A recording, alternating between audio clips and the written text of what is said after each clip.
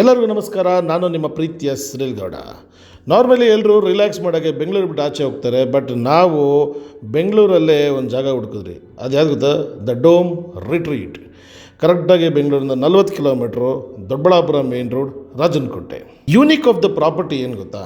ಎಲ್ಲ cottages dome ಶೇಪಲ್ಲಿದೆ. ಈ total ಒಂದು 6 ಎಕರ್ಸಲ್ಲಿ ಲ್ಯಾಂಡ್ ಇರೋದು. ಓಪನ್ ಸ್ಪೇಸ್ ಮಾತ್ರ ಅಲ್ಟಿಮೇಟ್ ಆಗಿದೆ. ಒಂದು ರೌಂಡು ರೆಸಾರ್ಟ್ನ ರೌಂಡ್ ಹೊಡ್ಕೊಂಬರೋಣ ಬನ್ನಿ.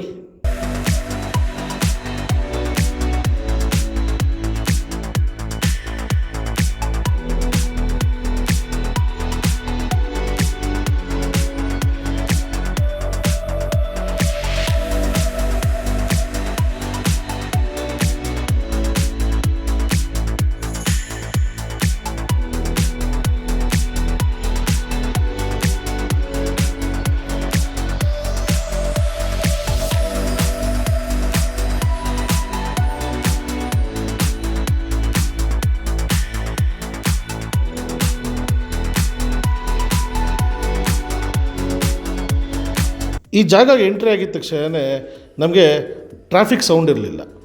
ಅದು ಬೆಂಗಳೂರು ಹತ್ರ ಟ್ರಾಫಿಕ್ ಸೌಂಡ್ ಇಲ್ಲ ಅಂದರೆ ಗ್ರೇಟೇ ಅಲ್ವಾ?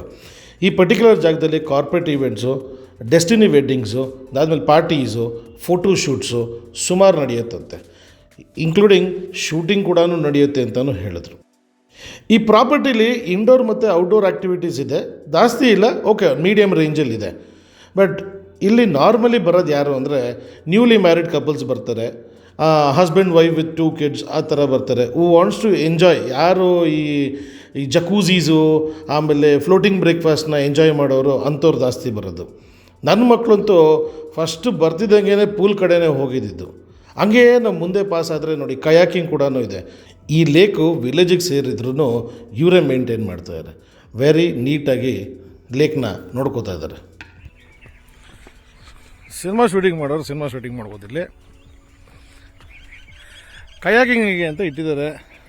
ಒಳ್ಳೆ ಸ್ಪಾಟು.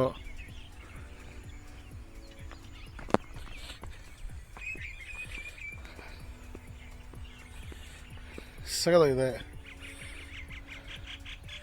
ಒಂದು ಕೆರೆ ಪಕ್ಕದಲ್ಲಿ ಇದೊಂದು dome retreat. Let's get into dome rooms. ಹೆಂಗಿದೆ ಅಂತ ನೋಡೋಣ. Manasa cottage, Manasa premium cottage.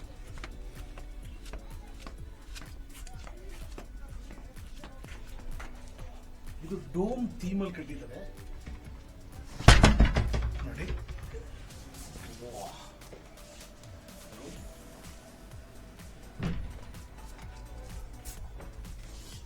ಜಕೂಝಿ ಬಿದ್ದು ಒತ್ತಡಕ್ಕೆ ಅಂತಾನೆ ಇಟ್ಟವ್ರೆ.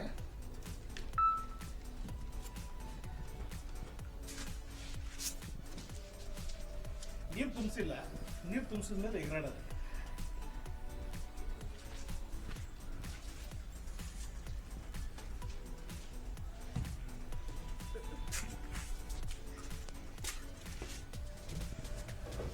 ಸಾಕಾಗಿದೆ.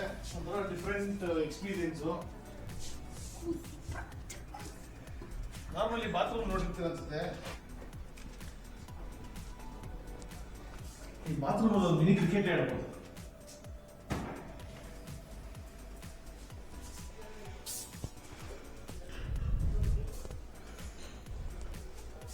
It's quite a different experience.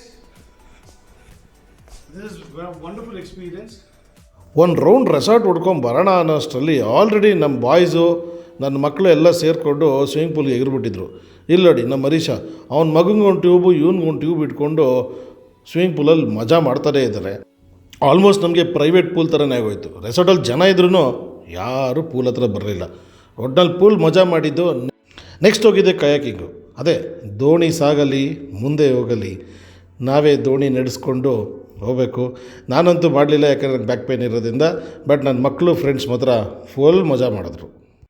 Shift ಆಗಿದ್ದೆ ಕ್ಯಾಂಪ್ ಫೈರ್ಗೆ ಬೆಂಕಿ ಹಾಕಿದ್ರು. ನೆಕ್ಸ್ಟು ನಾವು ಜೊಂಬೆನ ರೆಡಿ ಮಾಡಿ ಇಟ್ಕೊಂಡಿದ್ರೆ ಬಾರ್ಸೋಣ ಅಂದ್ಬಿಟ್ಟು.